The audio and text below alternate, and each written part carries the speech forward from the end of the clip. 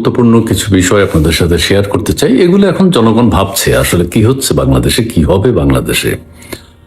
সেটি হচ্ছে বাংলাদেশ ভারত সম্পর্ক এবং মার্কিন যুক্তরাষ্ট্রের সাথে বাংলাদেশের যে এনডিএ চুক্তি হলো, আর বাংলাদেশে মার্কিন যুক্তরাষ্ট্রের ভূমিকা, ডক্টর ইউনূসের যে কৃতকর্ম এবং ডক্টর ইউনূসের কারণে হামে আজকে যে শিশুরা নিহত হচ্ছে সেই বিষয়ে কিছু কথা বলবো।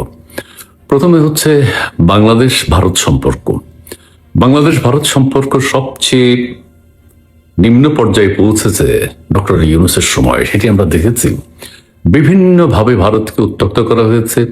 ডক্টর ইউনূস করেছেন, ডক্টর ইউনূসের ছাত্ররা করেছে, জামাত করেছে এবং আরো এনসিপি করেছে।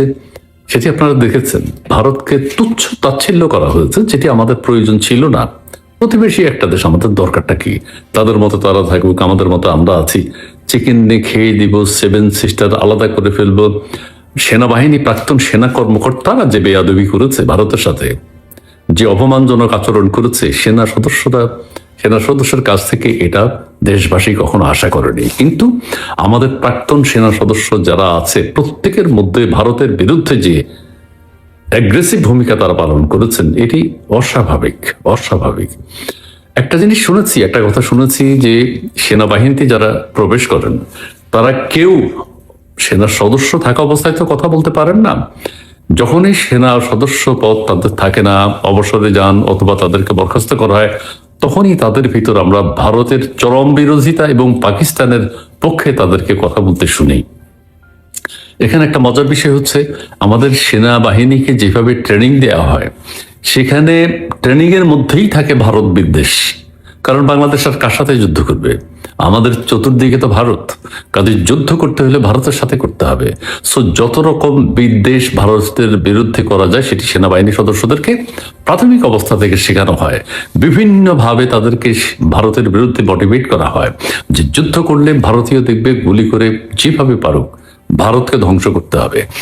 এই মোটিভেশনাল স্পিচ যখন তাদেরকে দেয়া হয় ভারতের বিরুদ্ধে, এবং তারা পদত্যাগ করলেই আপনারা শুনবেন, এবং প্রত্যেকেই, যারা কথা বলে না তারা চুপ থাকে, কিন্তু প্রত্যেকেই ভারত বিরোধী, ম্যাক্সিমাম ভারত বিরোধী। এখনো সেনাবাহিনীর ভিতরে যারা আছে তারা সবাই ম্যাক্সিমাম ভারত বিরুদ্ধ।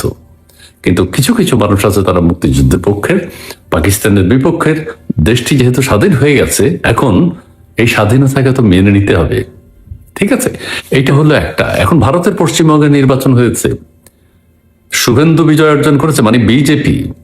এখন শুভেন্দু কিন্তু এর আগে বিভিন্নভাবে তিনি বাংলাদেশের পক্ষে, বিভিন্নভাবে বাংলাদেশের উগ্রবাদ সম্পর্কে এবং বাংলাদেশ থেকে উগ্রবাদীরা পশ্চিমবঙ্গে গিয়ে যে উগ্রবাদিতা সৃষ্টি করেন সেগুলো সম্পর্কে শুভেন্দু কিন্তু বিভিন্ন সময় কথা বলেছে। এবং বাংলাদেশে শুভেন্দু কিন্তু এখন মুখ্যমন্ত্রী, এই 9 তারিখে মুখ্যমন্ত্রী হবেন তিনি। কাজেই তার একটা বিরাট ভূমিকা থাকবে। তিনি যেগুলো বলবেন, যে কথাগুলো, যে সিদ্ধান্তগুলো নেবেন, সেটা কিন্তু কেন্দ্র সমর্থন করবে। কাজেই বাংলাদেশের ভিতরে ভারত বিরোধী এসব কথা বাংলাদেশকে বিপদে ফেলার সামিল।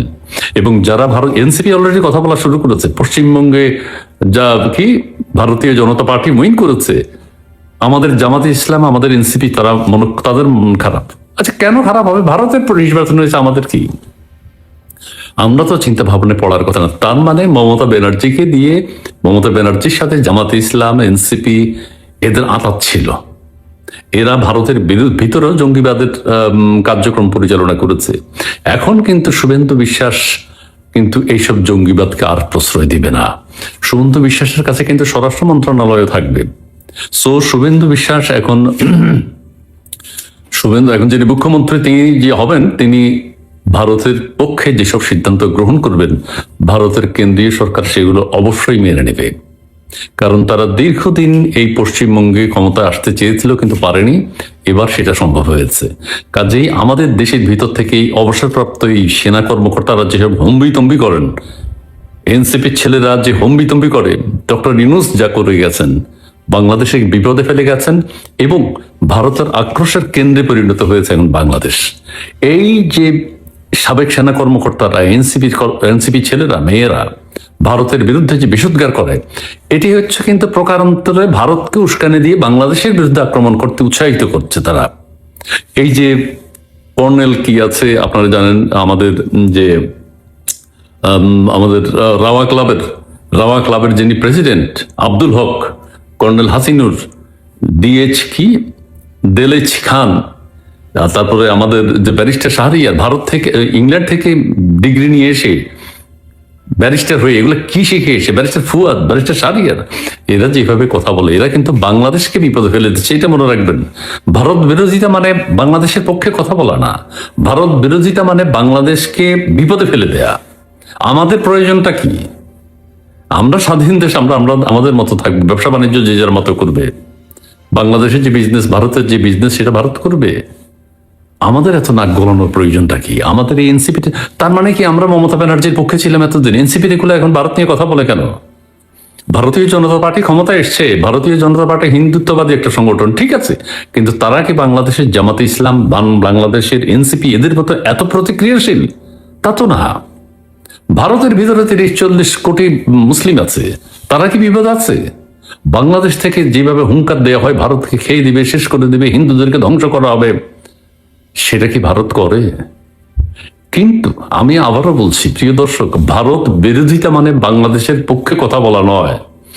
ভারতের যে চরম বিদ্বেষ ভারতের বিরুদ্ধে আমাদের সেনা কর্মকর্তা, সাবেক সেনা কর্মকর্তারা কিছু কিছু করছে, এনসিপি ছেলেরা করছে, জামাতে ইসলাম করছে, ব্যারিস্টাররা করছে, ব্যারিস্টার ফুয়াদ, ব্যারিস্টার শাহরিয়ার, এরা যে আচরণ করছে এটা কিন্তু বাংলাদেশকে তারা বিপদের মুখে ঠেলে দিয়েছে। কাজেই এখন সব জায়গায় কথা হচ্ছে যে একটা সামরিক মহড়া হবে 18 তারিখ থেকে, 18 মে থেকে। সেই মহড়ায় কিন্তু বাংলাদেশ নেই, এটা কিন্তু ভারতে, মহড়াটা ভারতে হবে। দক্ষিণ এশিয়ার অনেকগুলো দেশ আছে, কিন্তু বাংলাদেশ সেখানে নেই। এটাও উদ্বেগ উৎকণ্ঠার একটা কারণ। আমাদের সেনাপ্রধানও যে আচরণ করছেন তাও কিন্তু সঠিক পথে না, আমাদের রাজনীতিবিদরাও যা করেন তাও কিন্তু সঠিক না। কাজেই শুভেন্দু, আমি তার নাম ভুল করছি কিনা, শুভেন্দু বিশ্বাস, তিনি যে পদক্ষেপ নেবেন এখন, তার যে অ্যাটিচিউড, সেটাকে আমাদের তো অনার করতে হবে। আমাদের কি? মমতা ব্যানার্জি বিদায় হয়েছে না, আমাদের অসুবিধা কি? শুভেন্দু বিশ্বাস এসছেন, আমাদের অসুবিধা কি, সুবিধা কি? আমরা কেন এত মশরামশরি করছি? যাই হোক, এই কথাগুলো আপনাদের সাথে শেয়ার করার জন্যই মূলত আমি ভিডিওটি করেছি, এবং এখনো বলছি, সেটি হচ্ছে যে চিন্তা করে দেখবেন, একদিকে রোহিঙ্গারা আমাদের চট্টগ্রাম অঞ্চলে, অন্যদিকে ভারতকে আমরা এইভাবে খেপিয়ে তুলছি। এখান বাংলাদেশের আকাশে নাকি নাকি ক্ষেপণাস্ত্র বা কিছু একটা দেখা গিয়েছে কক্সবাজার এলাকায়, আলোর ঝলকানি, এগুলো কিসের আলামত আমি জানি না। তবে এই যে মহড়া হবে, সামরিক মহড়া, এটাও কিন্তু বাংলাদেশের জন্য উদ্বেগ উৎকণ্ঠার। আরেকটি বিষয় বলতে চাই, সেটা শুরুতে বলা উচিত ছিল কিন্তু এখন বলি।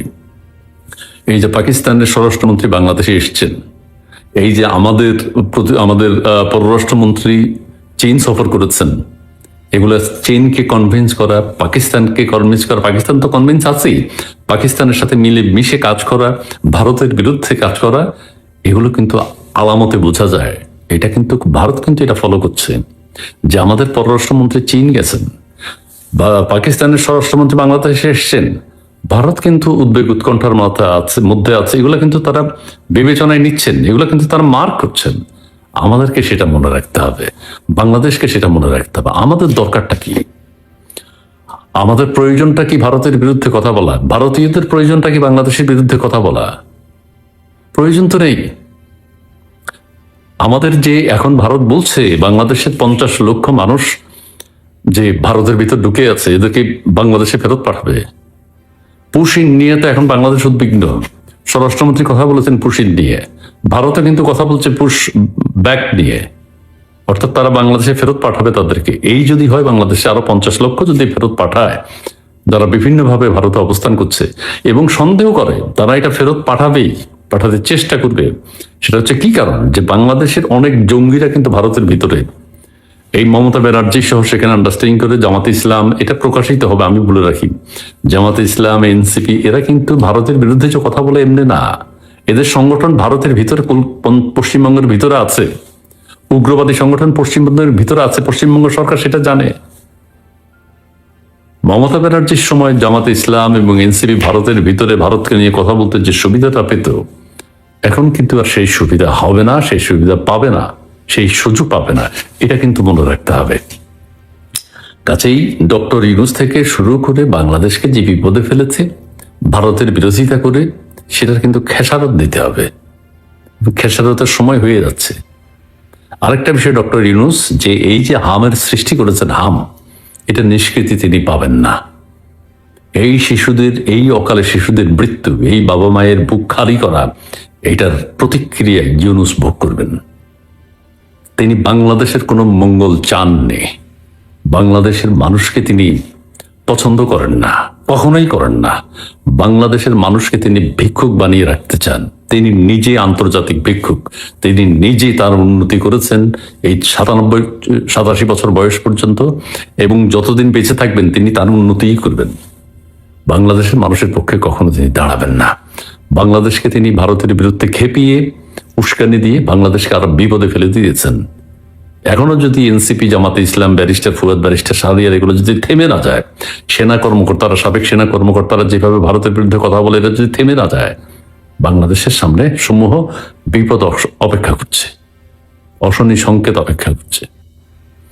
ভালো থাকবেন, সুস্থ থাকবেন, ধন্যবাদ। তার আগে আবারও বলি, পাকিস্তানের স্বরাষ্ট্রমন্ত্রী বাংলাদেশে আসা, বাংলাদেশের পররাষ্ট্রমন্ত্রী চায়নায় যাওয়া, এগুলো কিন্তু একসাথে জড়িত।